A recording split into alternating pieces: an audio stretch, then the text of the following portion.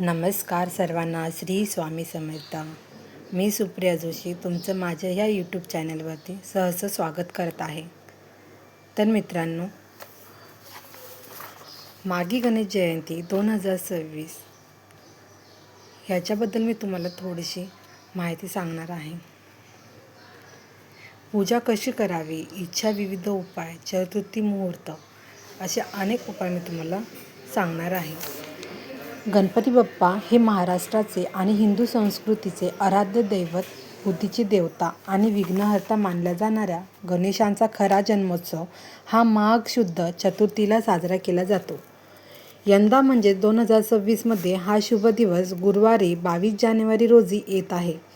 गणेश जयंतीला विनायक चतुर्थी, तिलकुंद चतुर्थी किंवा वरद चतुर्थी अशा विविध नावाने ओळखले जाते. धार्मिक मान्यतानुसार याच तिथीला गणपतीचा जन्म झाला होता, त्यामुळे या दिवसाला माघी गणेश जयंती असे संबोधले जाते. माघ महिन्यात गणेशांची पूजा, या गणेश जयंतीला धोंडीराज या स्वरूपात गणपतीची पूजा केली जाते. या माघ शुक्ल चतुर्थीला तीळ साखरेचा मोदक अर्पण केला जातो, म्हणून या चतुर्थीला तिलकुंद चतुर्थी असे म्हटले जाते.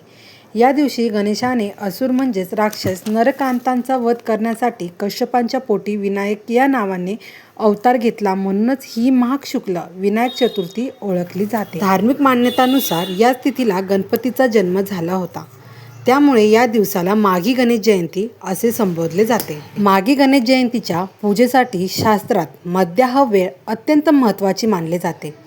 गुरुवार 22 जानेवारी 2026 रोजी चतुर्थी तिथी पहाटे 2:47 सुरू होईल आणि शुक्रवारी 23 जानेवारीला 2:28 समाप्त होईल.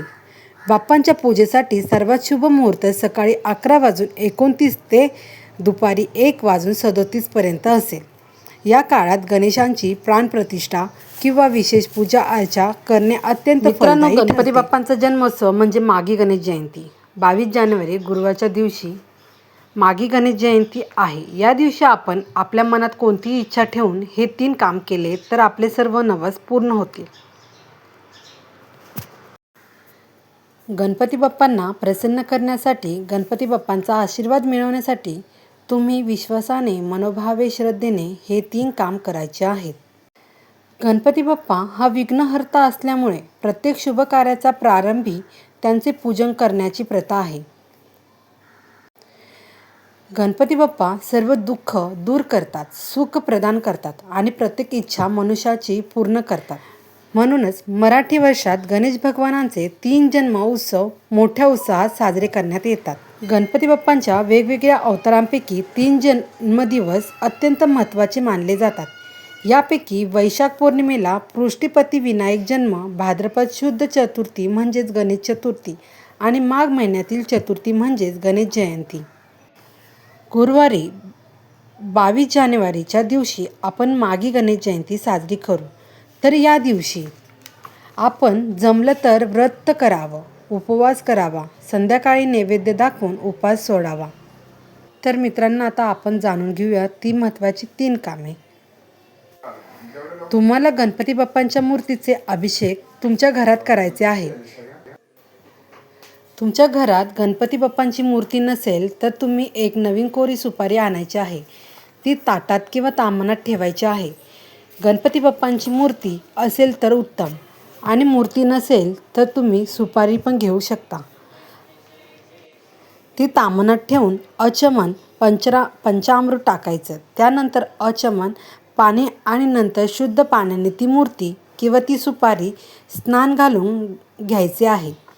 11 चम्मच पंचामृत टाकताना श्री गणेशाय नमः, श्री गणेशाय नमः असं बोलायचं आहे. त्यानंतर 11 चम्मच पाणी टाकताना सुद्धा श्री गणेशाय नमः, श्री गणेशाय नमः असं बोलायचं आहे. त्यानंतर मूर्तीला किंवा सुपारीला स्वच्छ करून देवघरात स्थापना करायची आहे. अष्टगंध लावून पूजा करायची आणि त्यानंतर आपल्याला दुसरं काम करायचं आहे. ते म्हणजे गणपती बाप्पांना जास्वंदाचं फूल आणि 21 दुर्वा व्हायच्या आहेत. गणपती बाप्पांना 21 मोदकांचा नैवेद्य दाखवायचा आहे.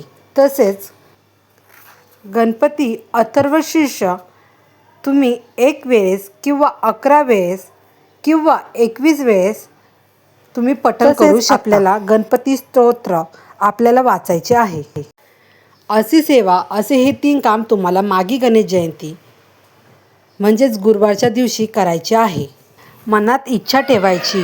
जीही इच्छा असेल, जेही मागायचे असेल, जेही नवस असेल, संकल्प असतील ते मनात ठेवून आपण हे करायचे आहे. तर तुम्हाला ही माहिती आवडली असेल तर नक्कीच लाईक सबस्क्राईब करायला विसरू नका. श्री स्वामी समर्थ.